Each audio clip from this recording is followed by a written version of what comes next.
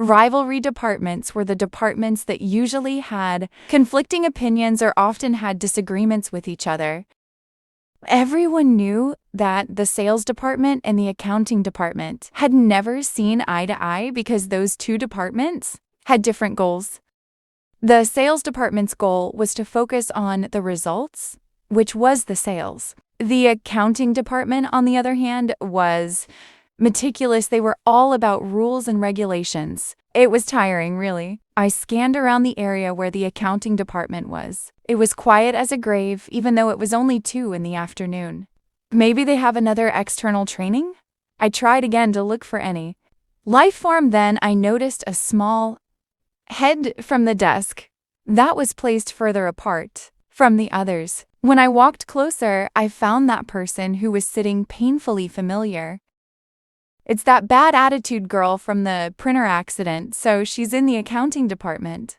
I recognized her immediately. I didn't anticipate that we would meet again this soon. Small world, I supposed.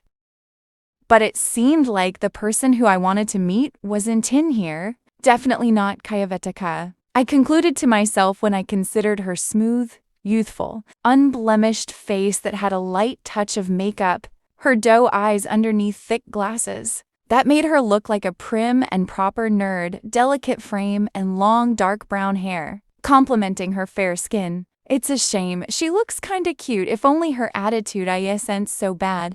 Is there something you need? It seemed like I had been staring at her face long enough for the girl to notice.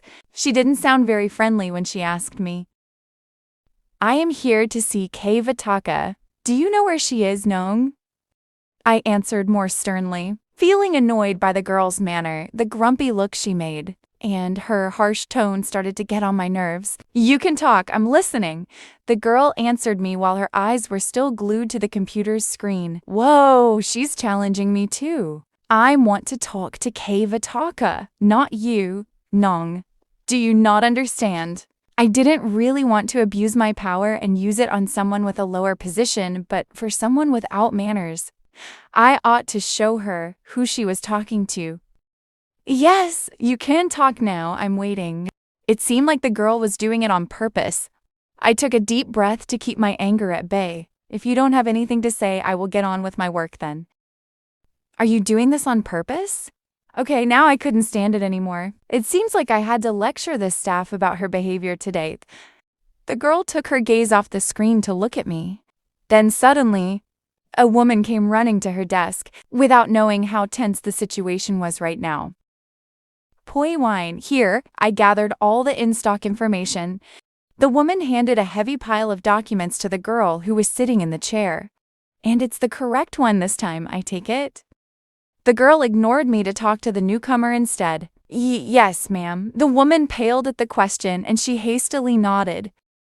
It's the right one this time. I already rechecked everything. Go, continue with your training, Tanchua. Don't let me keep you. The petite woman opened the documents and read through them for a moment before she gave her permission. I could hear the woman named Tanqua let out a soft breath of relief. I'm really sorry, P-Wine. Check it more thoroughly next time. Don't make the same mistake. I stared at the petite woman who was talking, whose face was void of emotion as I could feel disaster slowly creeping into me. If I didn't misheard it, what did the woman call this person a moment ago? It was P-Wine, right? So what is your business with me again? The girl turned her attention back to me after the woman who interrupted left. You are? Kay Vedika? I swallowed a huge lump before I decided to ask the question out loud. The girl's delicate finger tapped on the stainless nameplate on the desk. The nameplates clearly showed the name and the title of the owner, and it made me want to find a glue that instant. Why a glue? To glue back the pieces of my shattered pride. Who would have thought that the real accounting manager was the petite woman with a baby face who was sitting in front of me? What? Don't you have something to say to me, Kaylau? The fact that my name came out from Kate Vitaka's mouth meant that the woman did, in fact, know who I was. You know me? It's expected of me to know everyone I work with, naturally, she said as a matter of factly, but I felt as if I was punched in the face by her words. Even if I were to explain that I was busy going out to clients and working on the documents, it would still sound like an excuse. Nice to meet you, K-Wine. It must be the worst introduction ever, but I couldn't think of anything else to say. Aren't you going to keep calling me Nong anymore? Tankhua really shouldn't interrupt us back then. I can see how much the new sales supervisor likes to abuse her power. Her round doe eyes were openly glaring at me. It made me have to avert her gaze, feeling like a baby deer cornered by a tiger. I secretly thanked Non Tankhua in my mind. If it wasn't for her, then I'd probably be in big trouble with Vitaka though. The situation right now didn't look that promising either. Normally, I prided myself on being very good at thinking on my feet and being able to come up with a solution very quickly. But for some reason, being in front of this petite woman made my brain go blank temporarily. So what is it that you want to say to me, Kay Lalilin? Or are you just going to gasp here all day? Vitaka said impassively, which was very annoying, by the way. And I could only gasp like a fish out of water. I couldn't come up with anything to get back at her at all. I'm sorry, Noomnim, but I think I can't bring us victory now. I thought that no one saw the incident where K-Wine and I quarreled yesterday, so how come it became the talk of the town in the sales department the next morning? Pileo, I heard that. If you continue, Buzz, you can say goodbye to your free bubble tea, because I won't buy you any for the rest of your life. I warned Buzz with a serious look. Relax, P-lol. Anyone can make that mistake. K-Wine has such a baby face, and she is so small. Noomnim comforted me sheepishly. How did you know? I stared at Noomnim curiously, even though I already had my suspicions. Don't threaten Tankhua, Pilau.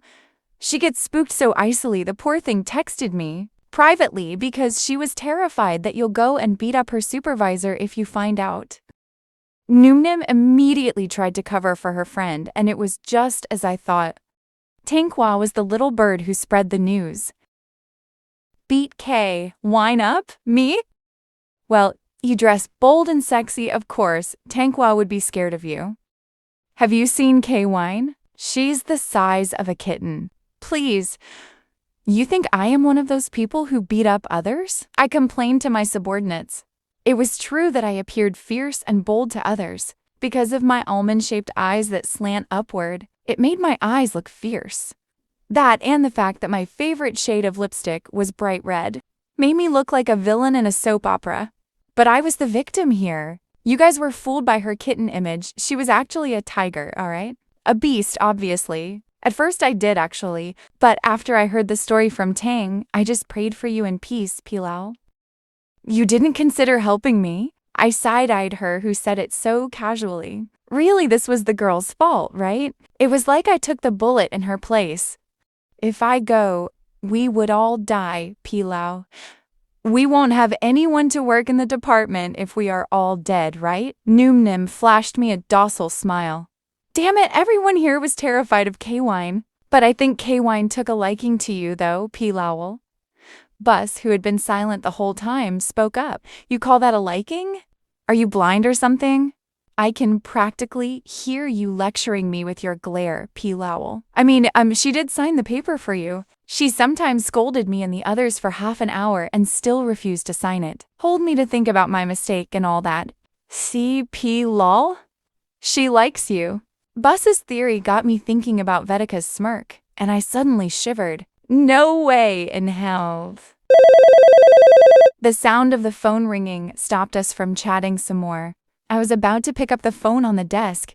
Oh my, speak of the devil. Seeing the name displayed on the screen, I let out a tired whine. Just why would K-Wine call this early in the morning? Nim, can you take this call and tell her I went out to meet a client? I told Noomnim, please. I really didn't want to talk to her right now. Is it from K-Wine? Don't say that name. My head hurts just from hearing it. Bataka's voice and words still traumatized me until now. You should take it though. K-Wine is Pete Jantra's favorite. She can check with her whether or not you are at the office today. Seriously? What even? I exclaimed, astonished by what Bataka could do. It's true, I pretended to be away once. Wine called Pete Jantra and asked her about it. I nearly had to take my leave permanently. Numnim told me she looked haunted. It compelled me to face Vitaka once again, even though it was just her voice this time. All right, I'll take the call. This time I'll show her no mercy. I gave myself a pep talk, feeling determined. I can do it. I worked with so many demanding clients. I even got through the accounting department that everyone called them the sharp-tongued auntie. I had no reason to be afraid of one petite woman. The Lal today was not the same person as the Lal yesterday who let you attack me one-sidedly anymore. Let's give it a shot. Yes, of course, Wine. I'll be more thorough next time, yes. Yes, Wine. I will, yes.